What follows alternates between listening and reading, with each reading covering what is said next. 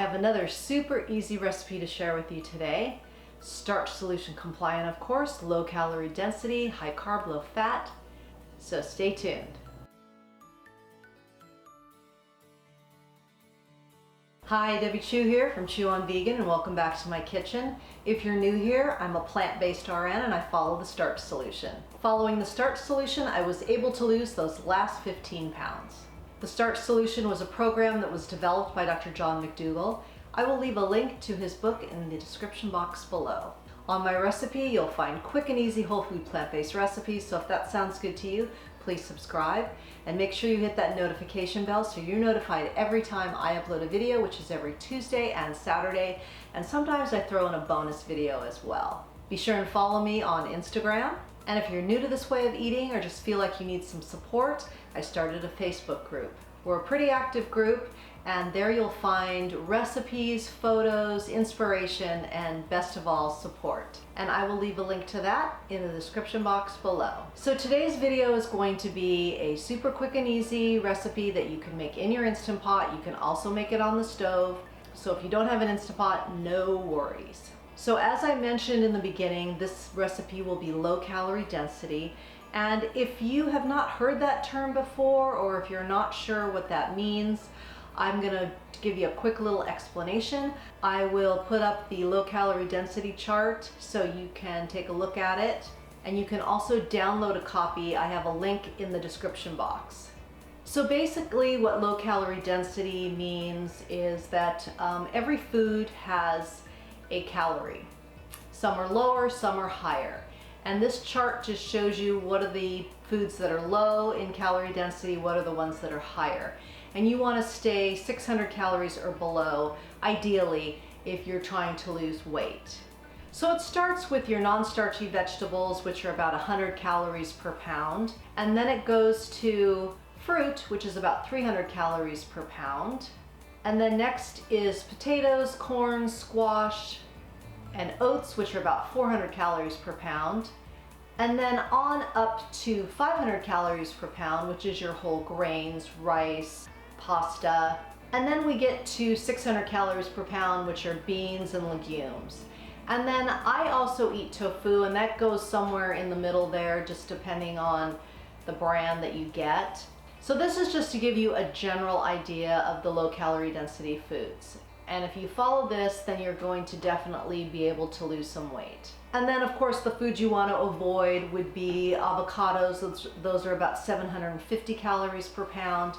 I mean, you could use them sparingly. And then it's dairy and breads, and nuts and seeds and nut butters are like 2,800 calories per pound. So those are pretty calorie dense. So you want to avoid those or use them very sparingly. That also includes tahini. And then all oils, 4,000 calories per pound, the most calorie dense food on the planet. So on the Starch solution, we use no oil at all. We do not add any oil when we saute.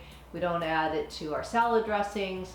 And on my channel, you'll find ways to cook very easily without oil. Okay, so that's the quick rundown of the low calorie density chart. And I found it very helpful in the beginning to just put that on my refrigerator, and then when I was building my plates, I would see what I could eat that would be the low calorie density, and I just filled up on those foods. That way I wasn't hungry. I was able to eat larger volumes of food for less calories than I would if I was eating a bunch of meat, dairy, oil, things like that. So the recipe I'm going to be making today is a variation of another recipe that I made, and it's a sweet potato and black bean chili. This one is slightly different. I'm adding a few things to this recipe, but it's still easy, and it's all going to go in the Instant Pot. So let's get started. So let me show you these yummy ingredients. We've got a couple sweet potatoes here. These are Japanese sweet potatoes. These are actually Murasaki's. I think that's how you say it. Japanese sweet potatoes are my favorite, and most grocery stores do carry them. We've got some riced cauliflower. This is not frozen, this is fresh, but you could absolutely use frozen. I've got a little bit of red lentils. I love to put red lentils into any soup or stew. It just kind of thickens it up a bit, gives it some substance. And the lentils are just so good for you. I'm gonna put a little celery. I've got some roasted corn. This is frozen. I've got a chopped onion. I've got some garlic. Of course, we're gonna have a can of fire roasted tomatoes and a can of black beans. And what else? Oh, and a bunch of spices. I've got chipotle powder, smoked paprika, cumin, onion powder, garlic powder, a little oregano.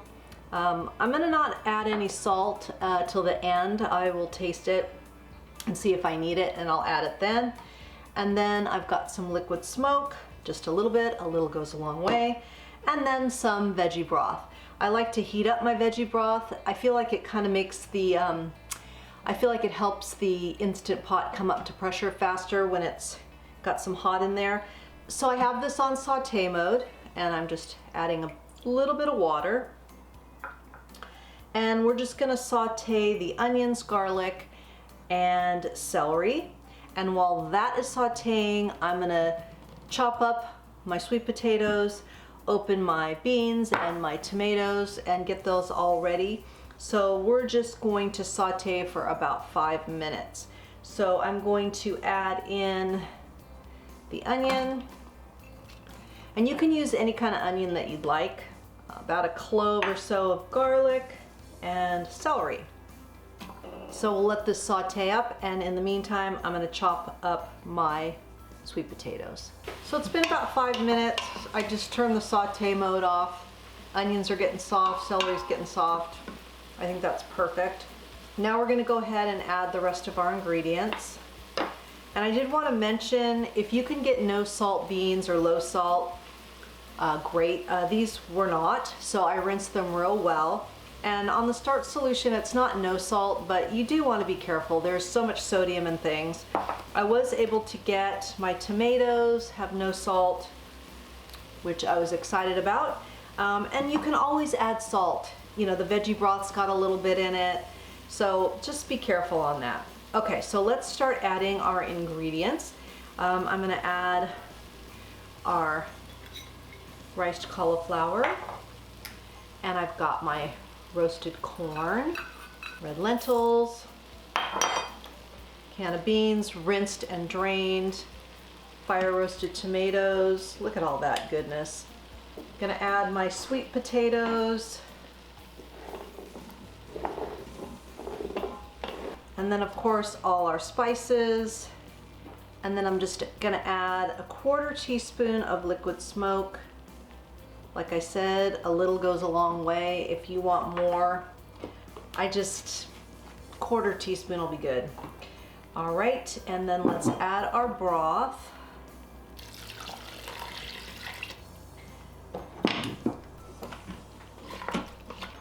I'm gonna add about another 1/2 cup of water.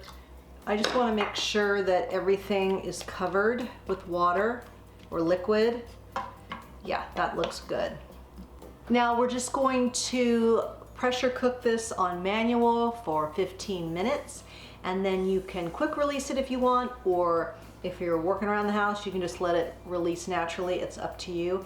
And then I'm gonna add some finely chopped greens at the very end and just let them wilt in there. That way you're really bumping up the fiber. I'm gonna add some spinach, so you're gonna get some good iron in there. And this is chock full of fiber and nutrients, and it's gonna be super hearty.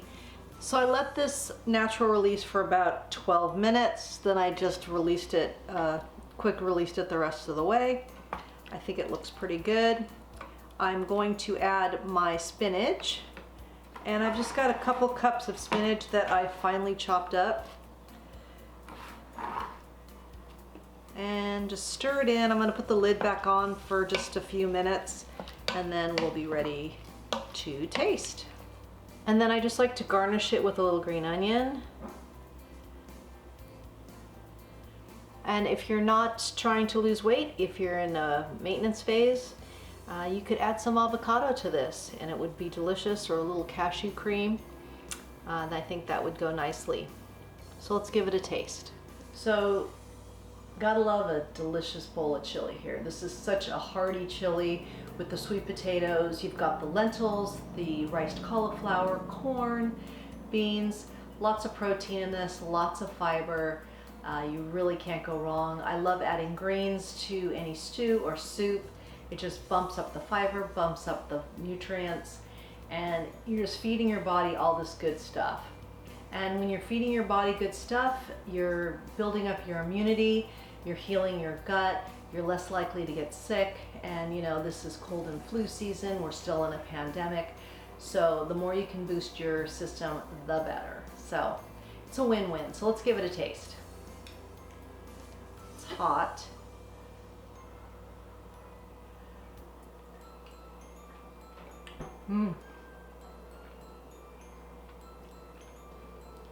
It's so good. And I have enough to take to work for lunches. It's perfect. I love making big batches of these things so I can take them to work. Again, just showing you that eating healthy, eating whole food, plant-based does not need to be complicated. It's delicious. You're not missing out on anything. Another thing you could do is add some nutritional yeast on top of that as well. So that would be another layer of flavor. And you could change up the bean, you could put a Yukon Gold potato in there. You could use a white bean instead of a black bean. So it's just very versatile. So I hope you give this one a try. It's good for you, it's good for the animals, and it's good for the planet. And what you put on your plate determines your fate. Until next time, thank you. I have another super easy recipe for you. Oh, let's just start over with that whole thing.